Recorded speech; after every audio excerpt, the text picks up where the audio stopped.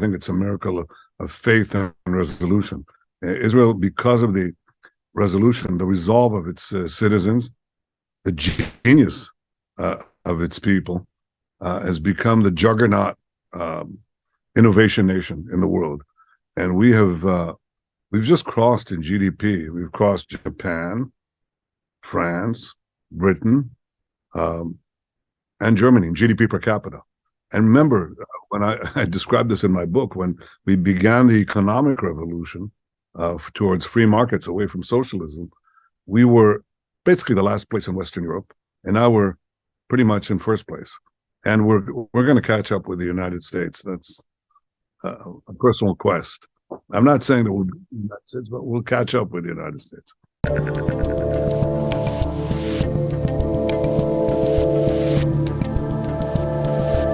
I'm Dave Rubin, and joining me today is the twice and future Prime Minister of the State of Israel and author of the new book, Bibi, My Story, Prime Minister Benjamin Netanyahu. Welcome to the Rubin Report. Good to be with you. Please. You know, I have to say, I've watched you obviously on television, a million interviews over the years, speaking at the UN, all kinds of things. And one of the things that I always think when you're speaking or any advocate for Israel is, why don't they show more maps? Just show a map of the Middle East and the size of Israel versus, you know, the entire region and everything else. And then I get a copy of your book, and we're going to show you the full thing on screen, but I'm going to hold it up for just a moment. That's exactly how the book begins, right? The opening flap right there, just to give a little context to the size. And I thought that would be an interesting way to start the conversation. Wait a minute. You have to do something. Open that book. Yes. Put your finger on Israel so they get a feeling for the Arab world. This is Israel, right? Yes, exactly. And don't even begin to encompass the Arab world or Iran in these two flaps. So that's my 2 cents worth of proportion. Yeah, well, I thought it was a nice way to start, because basically when people look at most maps of the world, you can't even fit one letter of the word Israel on Israel itself. And I feel like if people understood that a little bit more, maybe they'd be perhaps a little bit kinder. Is that just naivete as someone that's been defending Israel for, 60 plus years? Well, it's wishful thinking. But yeah, I guess when people are exposed to the facts, which many are not, they see it differently, and they realize that Israel is a tiny country, but it's a gigantic country, because even though we constitute less than one-tenth of 1% of the world's population, we have been consistently ranked in the decade that I led the country between 2010 and 2020 as the 8th most powerful country in the world, which is kind of unbelievable. I mean, when you think of it, and that is, I suppose, not only you can explain that rationally, but I think it's a miracle of faith and resolution. Israel, because of the resolution, the resolve of its citizens, the genius of its people, has become the juggernaut innovation nation in the world. And we've just crossed in GDP. We've crossed Japan, France, Britain, and Germany in GDP per capita. And remember, when I described this in my book, when we began the economic revolution towards free markets away from socialism, we were basically the last place in Western Europe, and now we're pretty much in first place. And we're going to catch up with the United States. That's a personal quest. I'm not saying that we'll be the United States, but we'll catch up with the United States. So, as I described in the opening, you are the twice and future Prime Minister of Israel. As we speak right now, you're in the midst of forming this coalition. You have the mandate to do it. You've done this a couple times before, but Israel seems to have elections every, 6 months or so. Are you confident that you're going to pull this thing together? I mean, this one looks a little more solid, I guess, than the last few, right? Yeah, well, we had, first of all, this is the 6th time I'm forming a government. And I've been Israel's longest-serving prime minister, and I describe my travails and triumphs in the course of that very long career. Within a year, I'll be the longest-serving elected leader of a democracy in over half a century of any place in the world. But somebody put me a note the other day, gave me a note, and he said, well, you should know that there are leaders who've come back from political death. Churchill, one example. Yitzhak Rabin in Israel, and another one. But this fellow told me, I've checked, when was the last time somebody came back from political death twice? And he said that happened 3/4 of a century ago.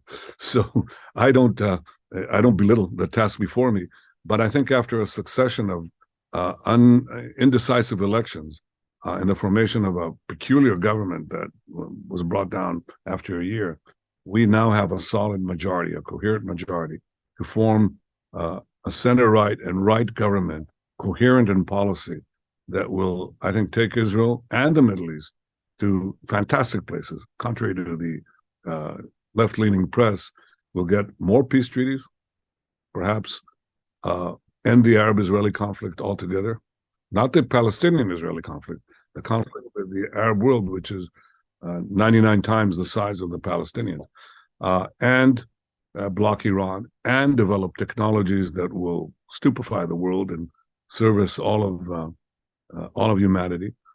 These are some of the goals that I have, and I think they're within reach. Yes, I think it'll be more stable, and I think it'll be successful. You mentioned a center-right or right coalition. Can you sort of compare how that's different than, say, an American right? I know you're a student of American politics as well, but for you guys, the right it's a little bit different just by the nature of the demographics and everything else. Well, I think first of all, it's a parliamentary system, so you have to cobble together a coalition. It's not as if the prime minister is elected by popular vote like the president. He can choose his cabinet and so on. This is not. Do you get jealous of our two-party system when you're in the midst of trying to cobble this thing together? Wildly so. Envious to the roots of my being. But because cobbling together a coalition is like, you're familiar with the Rubik's Cube, Yeah, of course.